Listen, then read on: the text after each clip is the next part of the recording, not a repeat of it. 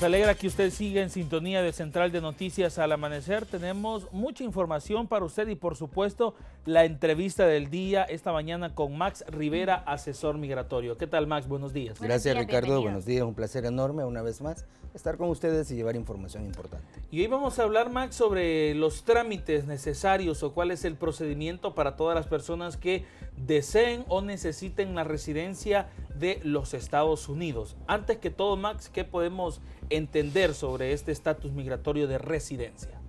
Es la categoría donde las personas entran a Estados Unidos y tienen la obligación de permanecer más tiempo dentro de ese país que fuera de. Generalmente nosotros los salvadoreños cometemos el error que cuando ya las personas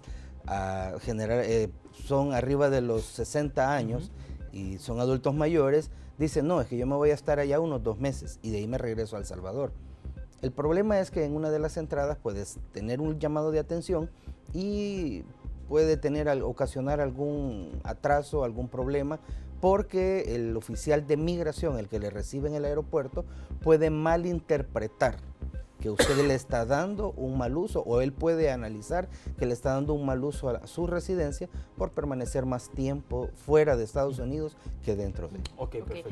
Ahora un datos bastante importantes, Max. ¿Cuáles son los documentos que necesitamos para tramitar la residencia? Claro que sí. Empezamos primero, independientemente de la categoría, si nos va a pedir un ciudadano o nos va a pedir un residente, ver cuál es el documento que nos une y nos enlaza sanguíneamente, por decir algo, ¿verdad?, con el familiar. En este caso, si es un residente, el residente únicamente puede pedir al cónyuge o a los hijos solteros mayores o menores de 21 años. Entonces, en este caso, si es el papá el que va a pedir a su hijo soltero mayor o menor de 21, necesita obligadamente la partida de nacimiento. Yo tengo clientes donde dicen, mire, mi papá es residente, pero no me reconoció.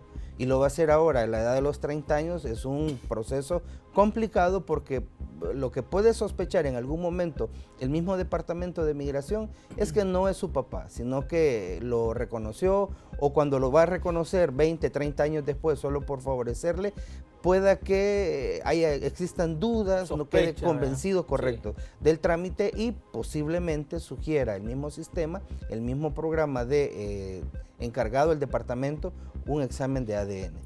Y entonces ahí es donde las personas vienen y dicen, es que no, realmente dice mi papá que no está seguro.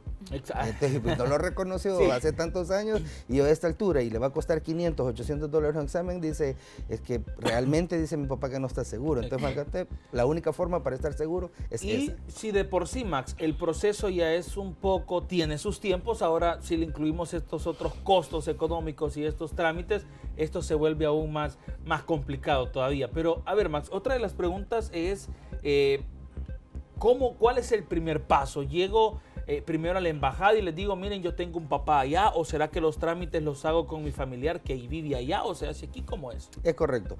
El proceso correcto, el trámite adecuado se hace dentro de Estados Unidos.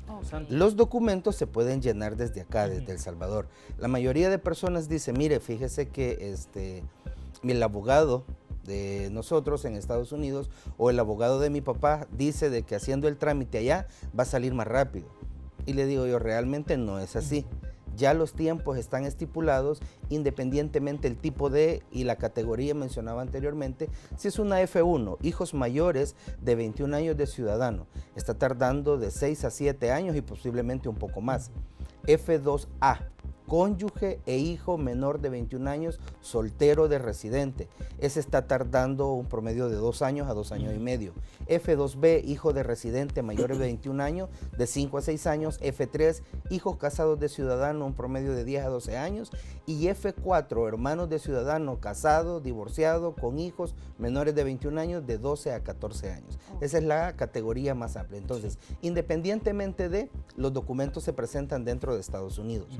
Solo cuando el ciudadano tiene más de 2 años comprobados de vivir acá en el país y va a pedir a sus hijos o va a pedir a su cónyuge, entonces la petición la puede presentar acá en El Salvador.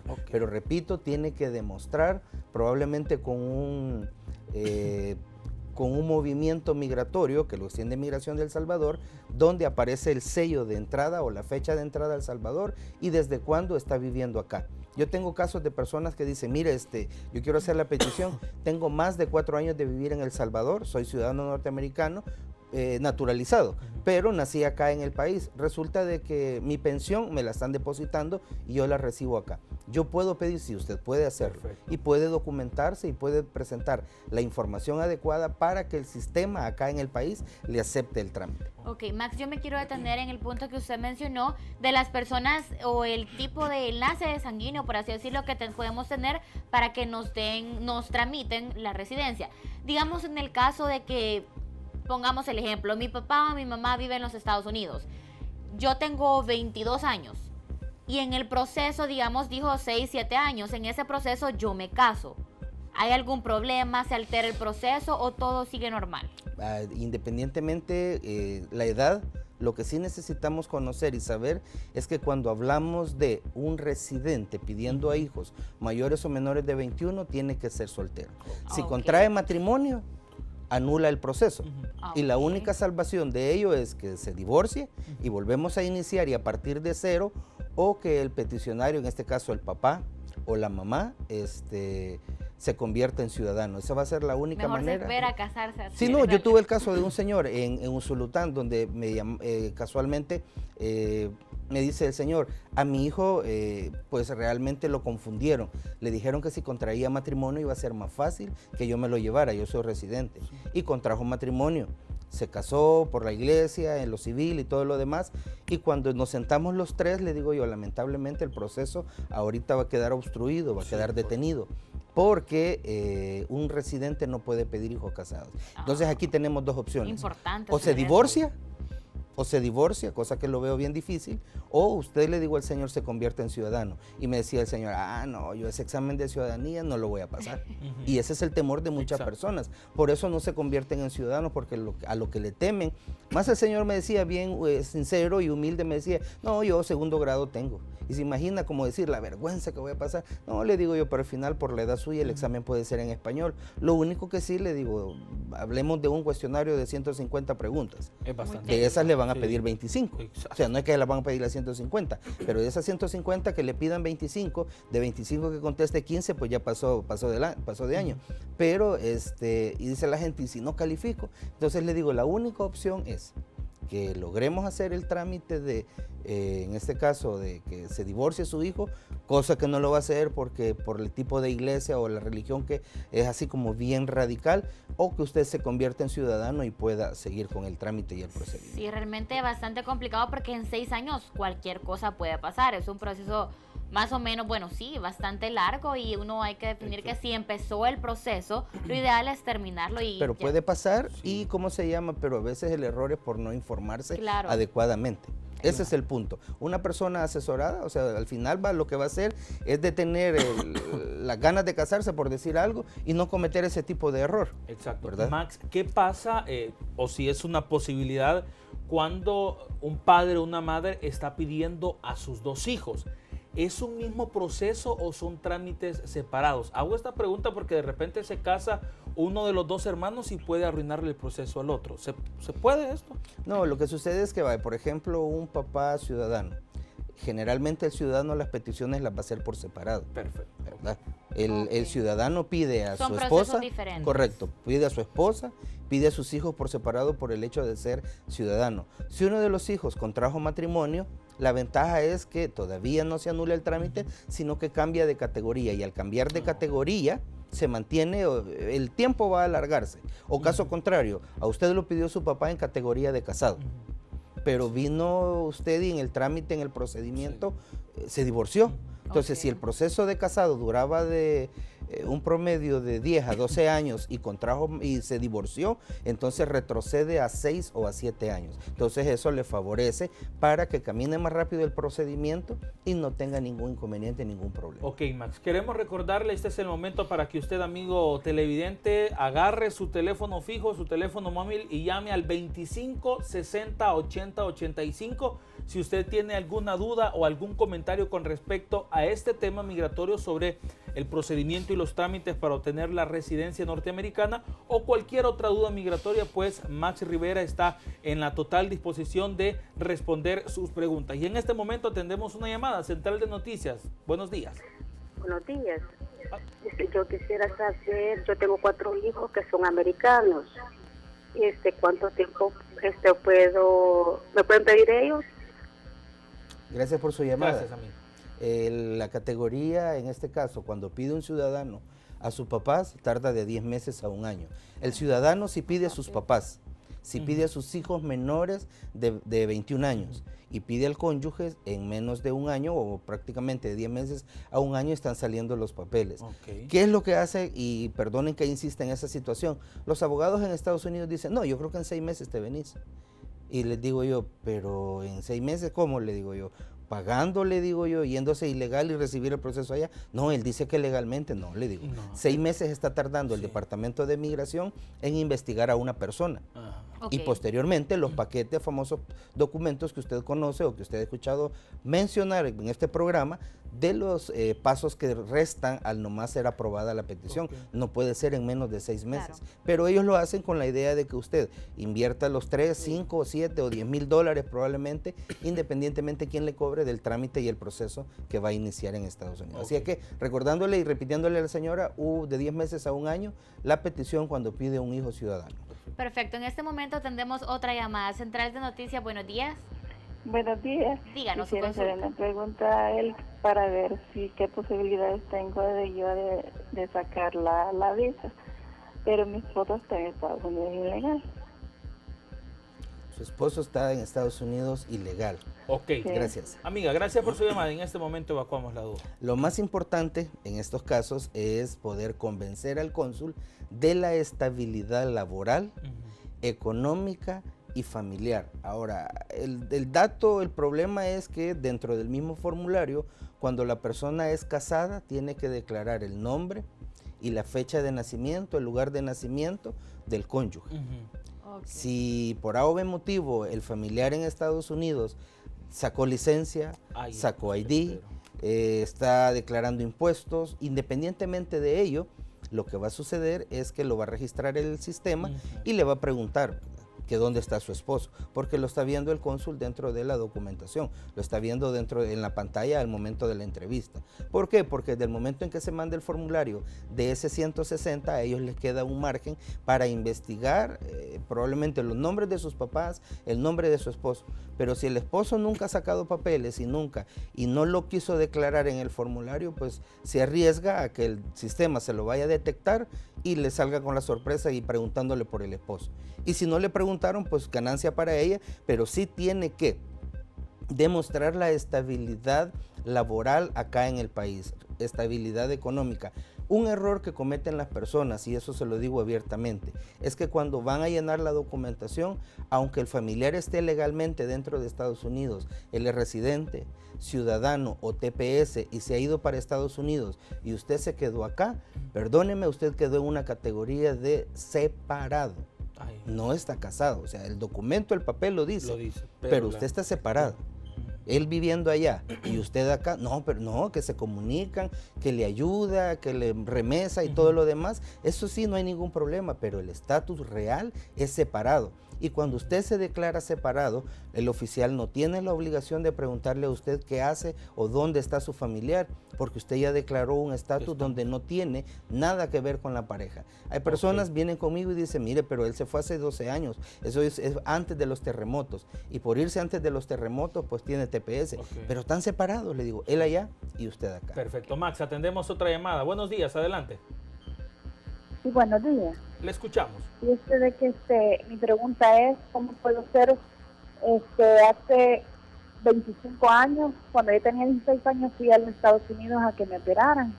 Entonces, tengo este pasaporte y quisiera viajar otra vez, pero ahora tengo 5 hijos y no sé cómo hacer para, si se renueva la visa o solo el pasaporte, no sé, quisiera que si me puede ayudar, por favor. Ok, perfecto, amiga, gracias por su llamada. En este momento contestamos. Sí, dependiendo de la edad que haya viajado a Estados Unidos, no hay ningún inconveniente en poder renovar su visa. La diferencia es que entró, no se quedó y por el trámite que haya sido de una operación, y me imagino, sin duda alguna, que fueron sus papás los responsables de cubrir el viaje, a esta altura ya el oficial la va a evaluar a usted independientemente. ¿Qué hace? ¿A qué se dedica? ¿Cuánto tiene? Si está casada, si tiene hijos, toda esa es información que va a evaluar el sistema para quedar convencido de que no se va a quedar en Estados Unidos, sino que lo más importante acá en nuestro país es que la persona declare la estabilidad laboral.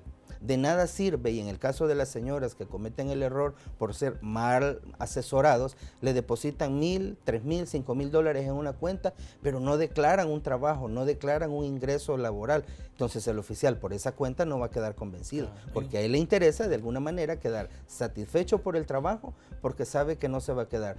Todas las personas que se paran frente a un oficial consular son candidatos a quedarse en Estados Unidos. Todos dicen, no, yo no me quiero quedar. Pues si nosotros le creemos los tres acá y los cámaras acá en el canal, pero el oficial, desafortunadamente, lo que él piensa es que usted sí se va a quedar en Estados Unidos. Perfecto, Max. Tenemos una participación a través de las redes sociales. Buenos días, yo tengo 1 año de vivir en los Estados Unidos. Yo salí con visa de turista y me la dieron para 10 años. Todavía resido en los Estados Unidos. Si yo regreso, ¿tengo la posibilidad que me cancelen la visa? No, si él regresa, desafortunadamente ya no va a poder calificar, porque el oficial de acá, el consular, le aprobó la visa para 10 años, pero el oficial al nomás entrar a Estados Unidos, el de migración le dio un permiso y le estampó en su pasaporte 6 meses de permiso. Si se pasó de esos 6 meses, desafortunadamente no va a poder lograr la renovación de la visa porque le van a pedir. Diferente es cuando existe una extensión de tiempo. Usted se acercó a migración y todavía ahí corre el riesgo. Usted se acercó a migración, pidió ¿cómo se llama? Sí, pidió la extensión porque se enfermó, porque se quedó a estudiar y cometió el error con una visa de turista, quedarse a estudiar, independientemente de usted pidió una extensión. Entonces, de acuerdo y amparado a la ley, usted tuvo un permiso, si pagó o no pagó por ese permiso, pero se quedó más tiempo de los 6 meses. Al momento de la entrevista será el oficial el que le evalúe, el que va a quedar satisfecho con ese dato. Pero si solo se dejó pasar los 5 o 6 meses y después se quedó en Estados Unidos, al regresar a El Salvador, lamentablemente no van a renovarle nuevamente su visa por haber infringido el haberse pasado de los 6 meses del permiso del Departamento de Migración. Ok, Max. Ok, Max, hablando de los documentos, habíamos mencionado que el principal es demostrar un documento que establezca o que diga que tenemos un contacto, una relación sanguínea con una persona, pero además de eso, ¿qué otros documentos se necesitan? Antes de eso, atendemos otra llamada. Central de Noticias, buenos días. Buenos días. Díganos, consulta. Yo tuve visa para 10 años, pero se me venció en el 2011. Y yo necesito volverla a sacar. Quisiera saber los documentos que se necesitan. Perfecto, en este momento contestamos esa duda. Si se venció en el 2011, lamentablemente no califica para el sistema nuevo, donde no hay entrevista y solo hay que presentar la confirmación de la cita, confirmación del formulario, la boleta de pago del banco, su pasaporte anterior con visa y su pasaporte vigente. La información se va en el formulario. Digo lamentablemente porque ya estamos en el 2016 y el proceso o el beneficio fue aprobado a partir de junio de 2014, donde dice que si las personas no han superado los 4 años o los 48 meses de haber vencido la visa, no procede o no califica para este beneficio. Entonces, hablamos del 2012 para acá, sí califican todos. Enero 2012, 13, 14, 15, 16, se cumplen los 4 años, pero ella del 2011 va a tener que ir a entrevista normal e de igual forma presentar documentos que reflejen o demuestren su estabilidad laboral, su estabilidad económica con sus libretas de ahorro, con sus estados de cuenta y toda la información que el oficial quiera solicitar al momento de su entrevista. Pero sí, puede renovarlo, lo bueno es que, y ojalá también le haya dado un buen uso a la visa, para poder convencer al cónsul que le dé una oportunidad más de tener 10 años de visa. Ok, perfecto, Max. La persona que nos decía que le dieron una visa de 10 años, pero lleva 1 año viviendo en los Estados Unidos, nos dice que ya tiene una hija ciudadana en los Estados Unidos. ¿Esto en alguna posibilidad podría modificar ese... favorecerle, sí. Solo que tiene que esperar que la niña cumple los 21 años para que lo pida. Okay. Y si no pasan de los 5 años, está complicado. Igual, él se queda en Estados Unidos, pero lamentablemente no tiene ningún respaldo, ni está amparado a ningún beneficio, que si el día de mañana lo detiene por A o B motivo el Departamento de Migración, lo pueda dejar en ese lugar, en Estados Unidos, sino que lo van a deportar. Y al ser deportado, la única manera de poder regresar es que esta niña o esta hija cumpla los 21 años de edad, y al cumplir los 21 años de edad haga la petición directa a su papá. Y solo así va a poder regresar. Perfecto. Ok, Max, ahora hablemos de algo que es también muy importante cuando realizamos cualquier trámite migratorio, y es el tema del asesoramiento previo. Muchas personas se dejan engañar, les venden mentiras, y hago esta pregunta porque respecto a los trámites de ciudadanía también existen costos, también existen procedimientos que ya están fijados, no se le puede cobrar más, salvo los honorarios de la persona que los asesore. Sí, correcto. Lo importante es que las personas sepan primero el objetivo de entrar a Estados Unidos con una residencia. Yo mencionaba y declaraba en el caso de los abuelitos, en el caso de los adultos mayores. El objetivo de entrar a Estados Unidos es para quedarse a vivir en ese país. No es para que las personas, en este caso, se entran a Estados Unidos y dice, no, la voy a ocupar como una visa de turista. Al ocuparlo como una visa de turista va a cometer el error que lo puedan sancionar y le puedan llamar la atención. Y el gasto, $425 para iniciar la petición, más los $120 de huellas para que empiece a hacer números que le cobran al principio del trámite. Posteriormente los $325 de la visa, más los $300 de los exámenes, un promedio más o menos, y los $165 del anticipo de la tarjeta de residencia. Sume todo eso, hacen como $900 más o menos. Independientemente de lo que le vaya a cobrar el abogado que le haga el trámite, o el asesor que le lleve, o la oficina que le haga el procedimiento, tiene que hacer números. El problema es que llegamos a la parte donde hay que pagar la visa, y cuando me llevan a las personas que son adultas, le digo yo, ¿usted está consciente del trámite que va a hacer? Usted está consciente que el objetivo de este procedimiento es para quedarse. Y dicen ellos, pues mi hijo me dijo que me podía estar unos meses allá. Sí lo podía hacer, pero de alguna manera va a entorpecer y va a ocasionar algún atraso, o va a ocasionar algún inconveniente de esa manera. Claro. O llegan a ese punto donde dicen, es que fíjese que yo no me quiero ir.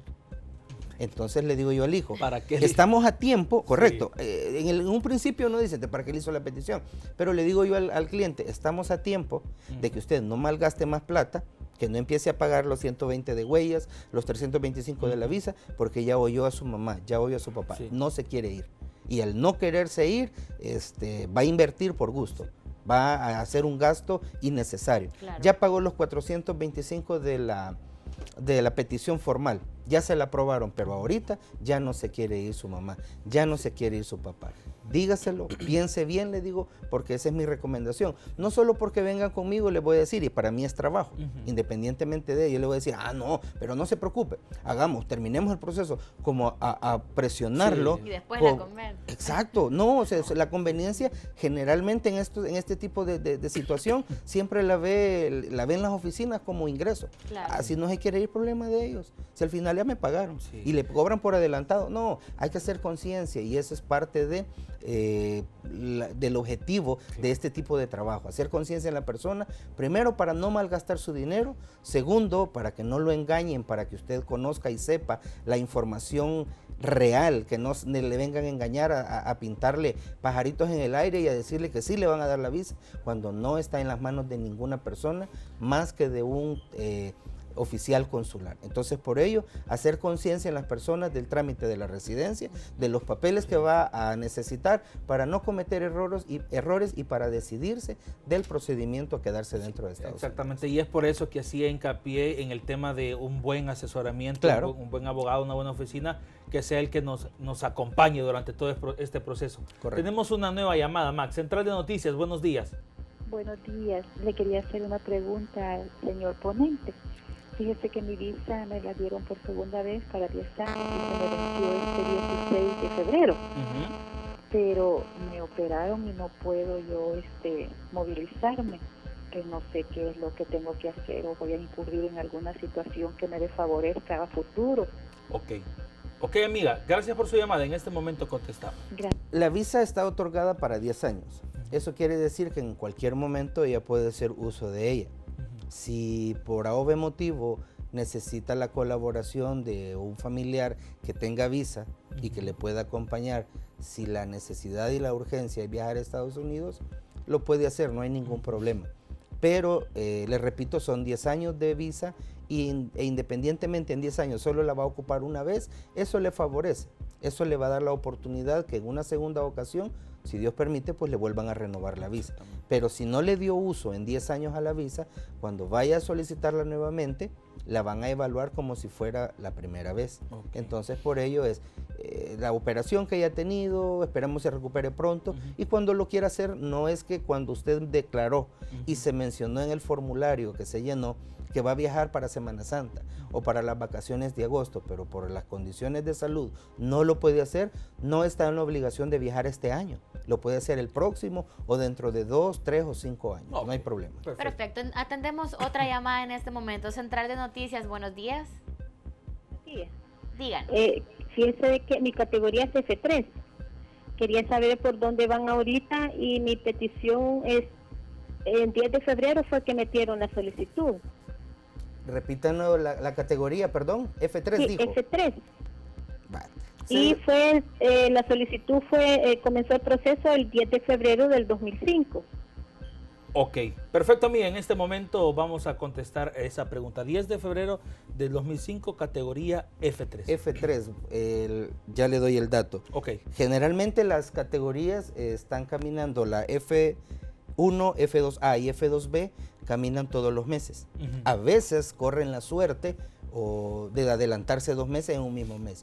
Pero la categoría F3, la categoría F4, esas a veces se mantienen en la misma fecha y caminan hasta 2, 3 meses y la gente dice, mire, ¿verdad que no caminó? Pero con una decepción. Sí, le digo, lamentablemente, como son las fechas más cargadas en tiempo y porque donde tiene que incluir o incluye más bien en la F3 casados y en la F4 hijos también con hermanos, perdón, con toda su familia, entonces es más tardada. Okay. La F3 ahorita van por el 1 de agosto del 2005 y ella dijo que era del 10 de agosto del mismo año. Exactamente. ¿Verdad? De febrero. Entonces, de febrero dijo. Febrero. Entonces, ahorita van por agosto, hay un atraso en su categoría en el sentido de que si no le ha llegado la documentación a usted, tiene que ponerse en contacto con el Centro Nacional de Visas y le regalo el número 603-334-0700. Una vez más, 603-334-0700, porque ya la categoría ya va por agosto del 2005 y usted de febrero. Eso quiere decir que lleva un atraso. Usted en sus documentos prácticamente como de 6 meses. Le tiene que ponerse en contacto lo antes posible o yo le puedo colaborar, nos ponemos de acuerdo. Ok, y si ella necesita de su colaboración, Max, o cualquier otra persona que necesite ser asesorada en temas de migración, ¿cómo pueden contactarlo? Usted puede llamar al 7234-8690,